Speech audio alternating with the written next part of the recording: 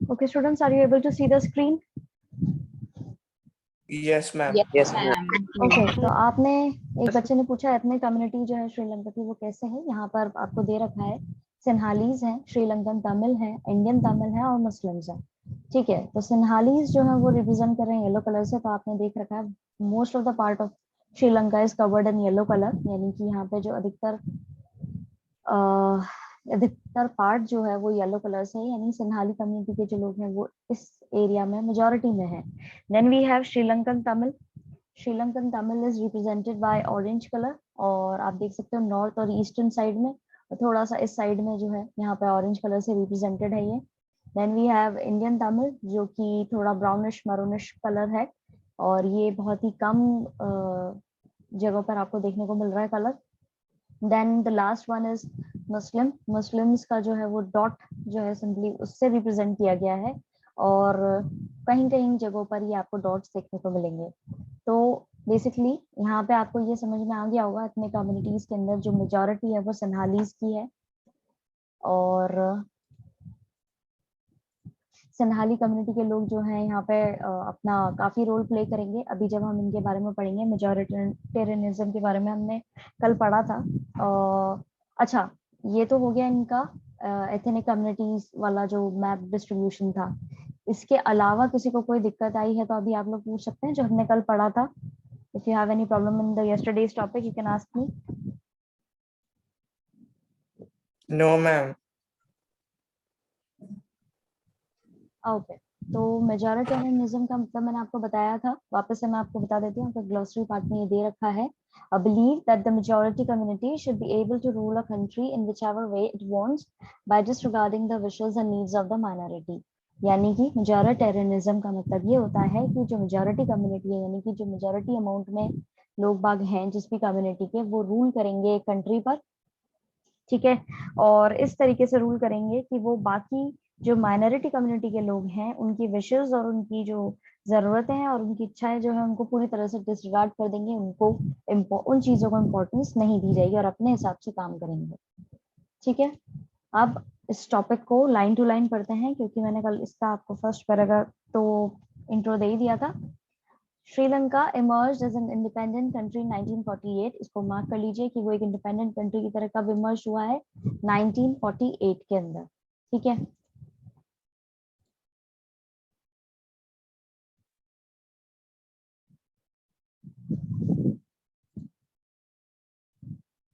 the leaders of the Sinhala community sought to secure dominance over government by virtue of their majority।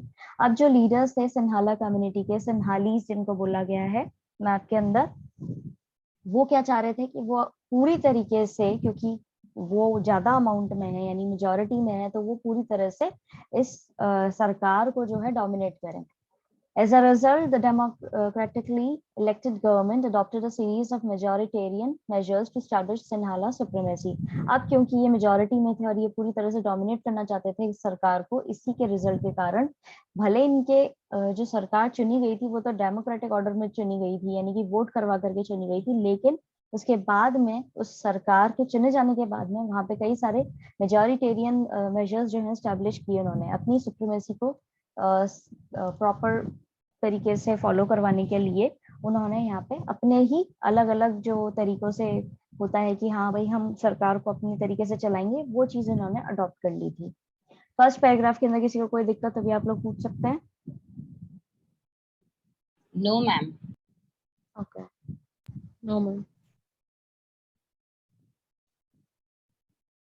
In 1956, an act was passed to recognize Sinhala as the only official language, thus disregarding Tamil।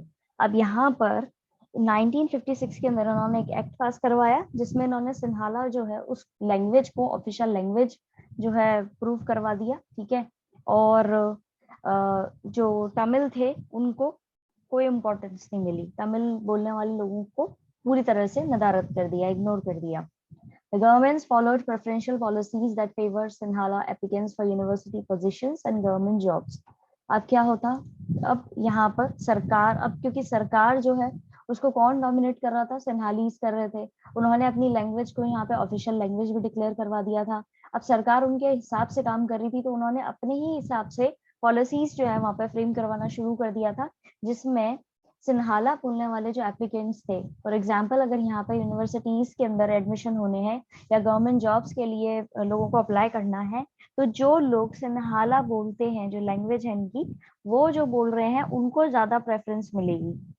यहाँ पे आपको proper समझ आ रहा होगा कि किस तरह से डिस्क्रिमिनेशन हो रहा है, कि जो लोग सिन्हाला बोल रहे हैं उनको तो उन एप्लीकेंट्स जो हैं उनको तो ज्यादा प्रेफरेंस दी जा रही है, और बाकी के जो लोग हैं उनको कोई इंपॉर्टेंस नहीं दी जा रही है। A new constitution stipulated that the state shall protect and foster Buddhism. और फिर वहां पे नया कॉन्स्टिट्यूशन जो है उसके अंदर एक उन्होंने चेंजेस लाए, और उन्होंने ये मेंशन करवाया कि स्टेट जो है प्रोटेक्ट करेगी और अच्छे से गाइड करेगी, जो लोग बुद्धिज्म है उन लोगों को प्रोटेक्ट करेगी और उनको ही आगे बढ़ाएगी। तो बेसिकली यहाँ पे आप देख सकते हो कि ये अपने हिसाब से चीजों को कितनी आसानी से मोल्ड कर रहे हैं। ठीक है, पहले एक्ट पास करवा दिया इन्होंने कि सिन्हाला ऑफिशियल लैंग्वेज है, फिर पॉलिसीज ऐसी बना दी कि सिन्हाला कम्युनिटी के लोगों को ही फायदा पहुंचे, क्योंकि वो मेजोरिटी में, तो उन्हीं के लोग जो हैं यूनिवर्सिटी में एडमिशन्स भी उनको प्रेफरेंस पहले मिले और गवर्नमेंट जॉब्स के अंदर भी उनको प्रेफरेंस मिले। फिर उन्होंने ये भी प्रोटेक्ट करवाया कि भाई जो बुद्धिज्म है, जो बुद्धिज्म को फॉलो करते हैं उन लोगों को प्रोटेक्ट किया जाएगा, स्टेट स्पेशल उनको प्रोविजंस देगी, साथ ही साथ उनका ध्यान रखेगी।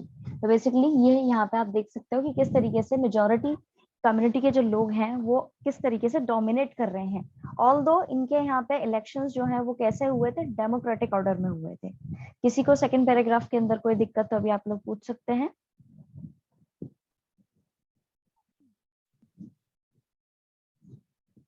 Ma'am last line.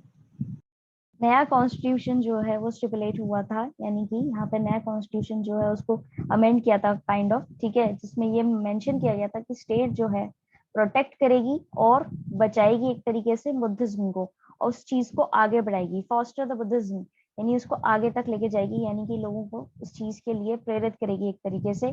और जब किसी एक पर्टिकुलर कम्युनिटी को ज्यादा प्रिविलेजेस मिलने लग जाते हैं और ज्यादा उसको स्पेशल प्रोविजंस के अंदर लेके आया जाता है, तो ऑटोमेटिकली वो जो चीज है लोग बागों को अट्रैक्ट करती है कि यार इनको जब फायदा मिल रहा है तो हम भी क्यों ना इसी चीज में कन्वर्ट हो जाए और इसी चीज को अडॉप्ट कर लें। तो ये फॉस्टर बुद्धिज्म का कहीं ना कहीं उस चीज से आप रिलेट कर सकते हो। Is it thank clear you now? Ma'am. Okay, welcome. All these government measures coming one after the other gradually increase a feeling of alienation among the Sri Lankan Tamils. अब ये जो सारे सरकार के द्वारा measures लाए जा रहे थे एक के बाद एक, उससे धीरे धीरे जो एलिनेशन की भावना थी श्रीलंकन तमिल्स के अंदर वो बहुत ज्यादा डेवलप होने लगी। एज एन उनको अपने ही होमलैंड पर ऐसा फील होने लगा कि हम यहाँ पे एज एन बिल्कुल हमें अलग कर दिया गया है, हम एक एलियन की तरह हो गए हैं, हमारी नीड्स और हमारी डिजायर्स की कोई वैल्यू नहीं है, और सिंपली ये हमारे ऊपर अपने हिसाब से चीजें थोपे जा रहे हैं। They felt that none of the major political parties led by the Buddhist Sanhala leaders was sensitive to their language and culture. उनको अब ये महसूस होने लगा था कि जितनी भी मेजर पॉलिटिकल पार्टीज हैं और जितने भी उनके जो चलाई जा रही हैं बुद्धिस्ट सन्हाला लीडर्स के द्वारा, वो बिल्कुल भी सेंसिटिव नहीं है इनकी लैंग्वेज और इनके कल्चर के प्रति। यानी इनकी लैंग्वेज और इनके कल्चर के प्रति वो लोग जरा से भी कहीं पे कोई पॉइंट नहीं मेंशन कर रहे हैं, अपने हिसाब से सब चलाए जा रहे हैं। They felt that the constitution and the government policies denied them equal political rights, discriminated against them in getting jobs and other opportunities, and ignored their interest. उनको लगने लगा था कि सरकार की पॉलिसीज पूरी तरीके से, सरकार और कॉन्स्टिट्यूशन जो है उनकी पॉलिसीज जो है पूरी तरीके से इनको इक्वल राइट्स, पॉलिटिकल राइट्स नहीं दे रही, इनके साथ में भेदभाव कर रही हैं, भले इनको जॉब्स चाहिए हो या कोई दूसरे अपॉर्चुनिटीज यानी मौके चाहिए हो, इनको इनका जो इंटरेस्ट है उसको भी पूरी तरीके से इग्नोर किया जा रहा है। As a result the relations between the Sinhala and Tamil communities strained over time. अब ऑब्वियस सी बात है, जब मेजोरिटी कम्युनिटी के लोग माइनॉरिटी कम्युनिटी के लोगों को बिल्कुल भी ध्यान नहीं रखेंगे, उनको पूरी तरह से इग्नोर करेंगे, तो कहीं ना कहीं आगे जाकर के उनके मन में ये भावना आएगी, एलिनेशन वाली जो चीज है, ये वर्ड जो है, you have to use this word in your answers. अपने आंसर्स के अंदर आपको ये शब्द यूज करना पड़ेगा, क्योंकि ये काफी अच्छी टर्म है जो पूरी तरीके से डिस्क्राइब करती है कि एग्जैक्टली में हो क्या रहा था। ठीक है, तो जब इन सरकार को इन्होंने डोमिनेट कर लिया और उसकी पॉलिसीज को अपने हिसाब से मोल्ड करवा दिया, फिर उसके बाद में कॉन्स्टिट्यूशन और सरकार दोनों ही तमिल कम्युनिटी के जो लोग हैं उनको सेफ गार्ड नहीं कर पा रही है, तो कहीं ना कहीं उनके मन में ये पूरी तरह से क्लियर हो गई थी पिक्चर कि भाई हमारे साथ में तो डिस्क्रिमिनेशन हो रहा है, हमें जॉब्स चाहिए या एडमिशन चाहिए या कोई भी काम ऐसा हो जिसमें हमें मौका मिलना चाहिए, इक्वल राइट्स मिलने चाहिए, पॉलिटिकल राइट्स, वो हमें नहीं दिए जा रहे हैं। और इसकी वजह से दोनों ही कम्युनिटी के बीच में समय के साथ साथ टेंशन क्रिएट होने लग गई थी। समझ में आया इस पैराग्राफ के अंदर? इन पैराग्राफ्स के अंदर कोई दिक्कत आई है तो भी आप लोग पूछ सकते हैं। No ma'am. Okay. The Sri Lankan No, Tamils ma'am. launched The Sri Lankan Tamils launched parties and struggles for the recognition of Tamil as an official language for regional autonomy and equality of opportunity in securing education and jobs. अब Sri Lankan Tamils जो थे उन्होंने अपनी parties जो है वो बनाना शुरू करा, और अब ऑब्वियसली बात है जब उनको कोई रिप्रेजेंट करने वाला व्यक्ति है नहीं और अपने हिसाब से सब चलाए जा रहे हैं, तो इनको कहीं ना कहीं स्टैंड लेना ही था। तो धीरे धीरे इन लोगों ने अपनी पार्टीज बनाना शुरू करा, साथ ही साथ अपनी स्ट्रगल्स जो थे वो शुरू करा। ठीक है, उसको पहचाना कि तमिल को जो है हमें ऑफिशियल लैंग्वेज बनाना है। अब इनका एक एम ये भी था कि तमिल को ऑफिशियल लैंग्वेज बनाया जाएगा, and for regional autonomy and equality of opportunity in securing education and jobs. और साथ ही साथ इनको स्वराज्य चाहिए था अपने तमिल लोगों के लिए, यानी खुद का अलग रीजन चाहिए था जहाँ पे इनके साथ में इनको इक्वल मौका दिया जाए, भले वो एजुकेशन हो या जॉब्स हो, प्रॉपर इनको हर चीज में इक्वल मौका चाहिए था। इसलिए इन्होंने अपने इसकी डिमांड करी। But the demand for more autonomy to provinces populated by the Tamils was repeatedly denied. लेकिन इनकी जो डिमांड थी कि भाई इनको स्वराज्य चाहिए अपने अलग क्षेत्रों के अंदर जहाँ पे बेसिकली वो लोग रहते हैं जो तमिल बोलते हैं, ठीक है, वो वाले एरियाज जो हैं जिनके लिए डिमांड कर रहे थे कि हमें ऑटोनॉमी चाहिए, उसको पूरी तरह से बार बार डिनाई कर दिया गया, मना कर दिया गया। By 1980s, several political organizations were formed demanding an independent Tamil elm state in northern and eastern parts of the Sri Lanka. अब क्या हुआ, जब इतने समय से ये चीजें चली आ रही थी तब 1980s के अंदर कई सारे पॉलिटिकल ऑर्गेनाइजेशन जो हैं जो डिमांड कर रहे थे इंडिपेंडेंट तमिल एलम की। ठीक है, एलम का मतलब है स्टेट, नॉर्दर्न और ईस्टर्न पार्ट्स में श्रीलंका के। क्यों नॉर्दर्न और ईस्टर्न? क्योंकि वहीं पर जो है श्रीलंकन तमिल्स आपको ज्यादा उनकी पॉपुलेशन देखने को मिलेगी, इसलिए। तो ये ऊपर का नॉर्दर्न पार्ट और ये जो है ये ईस्टर्न पार्ट। वो डिमांड कर रहे थे इसकी नॉर्दर्न और ईस्टर्न पार्ट्स की श्रीलंका की कि भाई हमें तो ये हिस्सा जो है दे दो। The distrust between the two communities turned into widespread conflict. अब ये जो टेंशन थी दोनों ही कम्युनिटीज के बीच में ये बहुत ज्यादा फैल गई और तो बहुत ज्यादा टेंशन हो गई इस चीज में। It soon turned into a civil war और जल्दी ही ये एक civil war में बदल गई। What do you mean by civil war? Here we have glossary part. Civil war, a violent conflict between opposing groups within a country that becomes so intense that it appears like a war. अब एक बहुत बड़ी हिंसा, ठीक है, जो दो groups के बीच में हो जो एक ही कंट्री में रह रही हो और वो इतनी ज्यादा टेंशन उनके बीच में क्रिएट हो जाए कि वो एक युद्ध की तरह या एक वॉर की तरह दिखने लगे। That is what we call civil war. इसका मतलब होता है civil war. As a result, thousands of people of both the communities have been killed. अब क्योंकि ये यहाँ पे इनके बीच का जो कॉन्फ्लिक्ट था दोनों ही कम्युनिटीज के बीच में वो सिविल वॉर का रूप ले चुका था, तो यहाँ पर जब ये हिंसा होने लगी, वायलेंस बहुत ज्यादा होने लगा, तो कई उसके रिजल्ट ये रहा कि कई हजारों लोग जो हैं दोनों ही कम्युनिटीज के उनकी जानें गई। Many families were forced to leave the country as refugees and many more lost their livelihoods. कई सारी फैमिलीज को वो फोर्सफुली अपना देश छोड़ के जाना पड़ा रिफ्यूजी की तरह, और कई सारे लोग जो हैं उनको अपनी जीवनी से भी हाथ धोना पड़ा, यानी उनकी नौकरी वगैरह भी चली गई। You have read chapter 1 of economics textbook class 10 about Sri Lanka's excellent record of economic development, education and health. अब आप जब इकोनॉमिक्स पढ़ेंगे तो उसके अंदर जो चैप्टर फर्स्ट है उसके अंदर आपको बताया जाएगा कि श्रीलंका का कितना अच्छा रिकॉर्ड रहा है, इकोनॉमिक डेवलपमेंट वहाँ पे काफी अच्छा हुआ है, एजुकेशन और हेल्थ के अंदर भी उन्होंने काफी अच्छा डेवलपमेंट किया है। But the civil war has posed a terrible setback to the social and cultural economic life of the country. लेकिन ये जो सिविल वॉर हुआ था इससे इनकी जो ग्रोथ थी वो कहीं ना कहीं पीछे बैकफुट पे गई है। भले वो सोशल कल्चरल इकोनॉमिक लाइफ हो, कंट्री की सारी चीजों में एक सेटबैक हो गया था, काफी पीछे हो गए थे ये। और ये सिविल वॉर जो है ये कब खत्म हुआ था? It ended in 2009। 2009 के अंदर ये पूरी तरह से खत्म हुआ था। तो ये चीज भी याद रखिएगा कि ये खत्म कब हुआ था। अब मैम ये हमारी बुक में नहीं लिखा हुआ है। आपकी बुक में नहीं लिखा हुआ मैम है लिखे हुआ है। मैम लिखा है। Students, for the last time I am telling you, अगर आप कोई चीज आपकी बुक में नहीं होती है तो आप सिंपली ये चीज वीडियो में से स्क्रीनशॉट ले सकते हैं, और अगर वो भी पॉसिबल नहीं हो पा रहा है तो आप एनसीईआरटी की जो साइट है वहां से आपको ये सारे पीडीएफ मिल जाएंगे और वहां से आप ये डाउनलोड कर सकते हैं। ओके, टेंशन नहीं लेना है और आर्ग्यूमेंट्स बिल्कुल भी नहीं करना है आपस में कि लिखा हुआ है या नहीं लिखा हुआ है। Okay, is it Okay, clear? ma'am. Okay,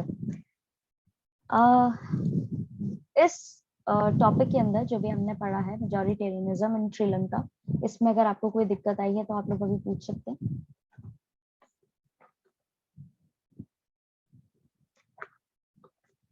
किसी को कोई दिक्कत नहीं आई है तो you just have to response कि नहीं कोई दिक्कत नहीं आई है। No, ma'am. Okay, then we have accommodation in Belgium. अभी ऊपर आपने श्रीलंका का पढ़ा था, अब आप बेल्जियम के बारे में पढ़ेंगे। The Belgian leaders took a different path. अब बेल्जियन लीडर्स ने किस तरह से इस चीज को सॉर्ट आउट किया, क्योंकि इनके यहाँ भी अलग अलग लैंग्वेजेस बोलने वाले लोग थे, और इनका जैसे कि मैंने आपको लास्ट पहले भी पढ़ाया था कि कुछ कम्युनिटीज जो हैं, जैसे कि फ्लेमिश डच स्पीकिंग कम्युनिटी जो है वो 59% था, और फिर जो फ्रेंच स्पीकिंग था वो 40% समथिंग था। उसके बाद में 1% लोग जो है वो जर्मन स्पीकिंग वाले थे, और फिर उसके बाद में ब्रूसेल्स जो इनकी कैपिटल है वहां पर अलग डिवीजन था, वहां पे 80% लोग जो है फ्रेंच बोल रहे थे और 20% लोग जो है वो डच बोल रहे थे, जो कि पूरे अगर नेशन वाइज इनके नेशन जो है उसके कंपैरेटिवली देखें तो वो बिल्कुल ही डिफरेंट था। तो अब इस चीज को कैसे इन्होंने सॉर्ट आउट किया, श्रीलंका का हमने देख लिया, वो प्रॉपरली डोमिनेट करने वाली चीज को अपना रहे थे। अब यहाँ पे इन लोगों ने क्या किया है वो देखते हैं, यहाँ पे थोड़ा डिफरेंट है। They recognize the existence of regional differences and cultural differences, diversities.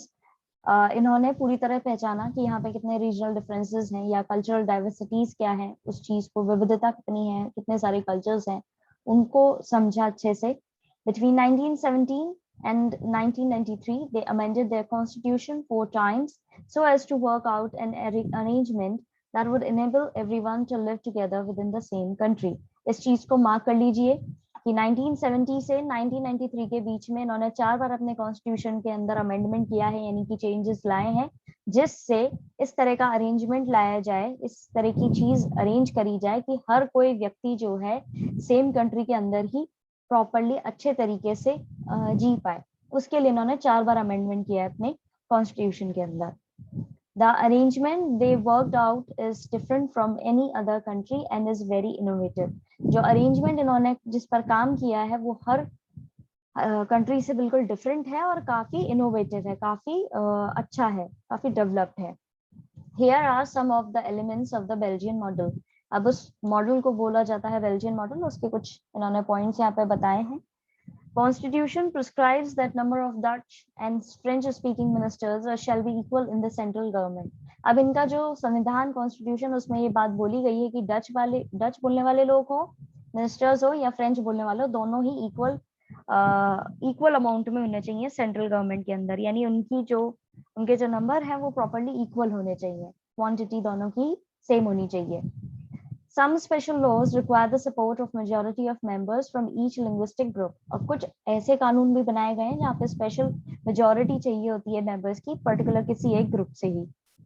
Thus, no single community can make decisions unilaterally. इसीलिए कोई भी कम्युनिटी, अब क्योंकि नंबर इन्होंने इक्वल रखे हैं और कानून जो इस तरह से, कानून आपको पता ही है, किसी भी कानून को पास कराना होता है तो दोनों साइड से जो है वो सब लोगों की मेजोरिटी या सब लोगों की मतलब वो चाहिए होती है कि हाँ भाई हम इस चीज से अग्री करते हैं। तो यहाँ पे किसी एक पर्टिकुलर कम्युनिटी के पास में इतनी पावर्स नहीं है कि वो अपने हिसाब से किसी को डोमिनेट कर पाए, और इसीलिए यहाँ पे डिसीजंस जो हैं वो यूनिलेटरली लिए जाते हैं, यानी कि बिल्कुल सही तरीके से लिए जाते हैं, कोई किसी पे हावी होते हुए डिसीजन नहीं ले रहा है।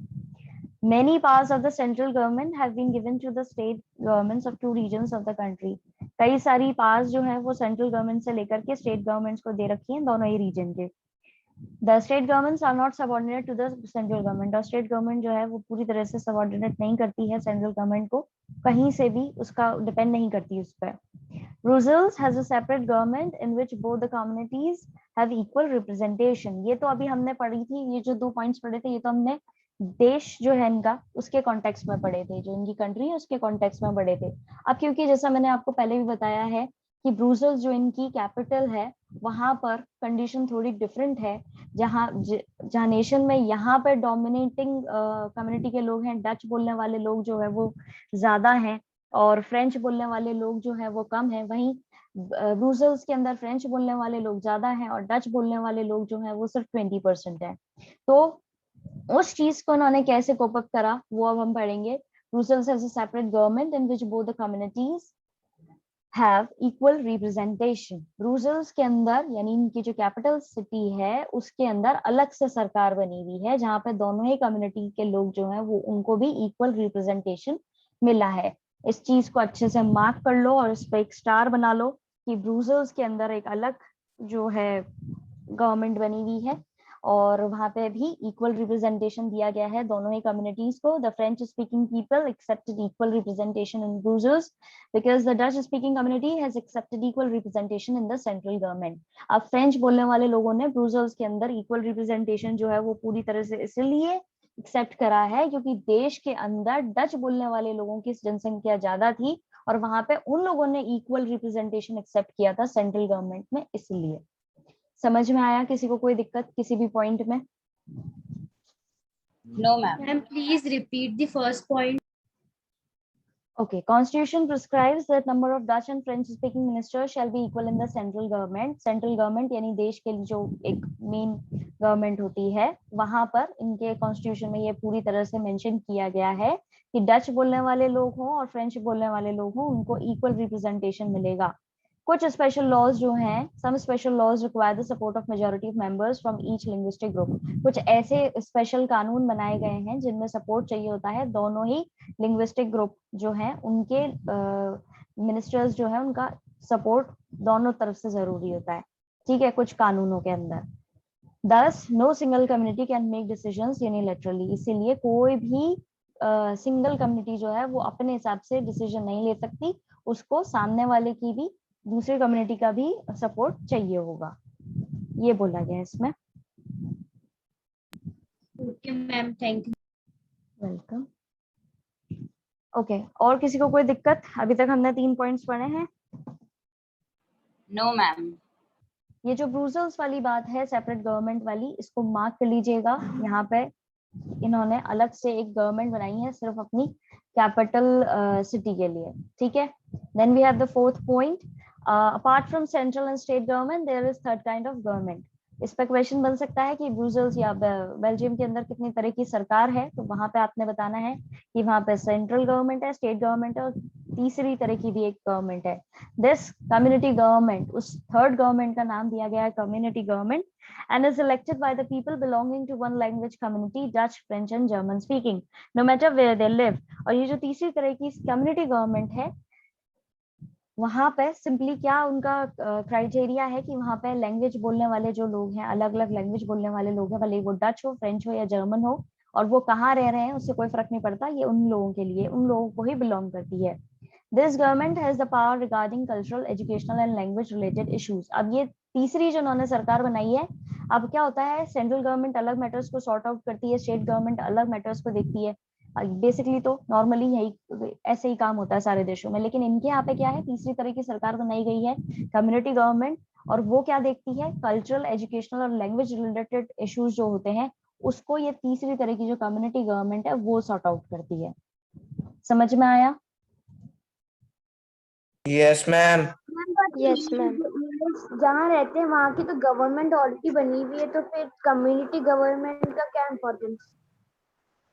बताया ना बेटा, इसमें ये कल्चरल एजुकेशनल मैटर्स जो है यही सरकार देखेगी, उससे बाकी ये जो सेंट्रल और स्टेट गवर्नमेंट है वो इसमें इंटरफेयर नहीं करेगी इस तरह के जो मैटर्स होंगे। इसीलिए बनाई गई है ये, जिससे यहाँ पे कल्चरल कोई मुद्दा हो या एजुकेशन से रिलेटेड या लैंग्वेज से रिलेटेड कोई इशू हो तो वो सिंपली इनकी तीसरी जो सरकार है वो सॉर्ट आउट करेगी। Okay ma'am. Okay students, that's it for today. आज हम इतना ही करेंगे। Have a nice day ahead. Please conjure up your problems. We'll discuss all your Bye, problems in ma'am. Thank you, tomorrow's ma'am. class. Thank you, ma'am. Thank you, Thank ma'am. you, Bye. ma'am. Thank you, ma'am.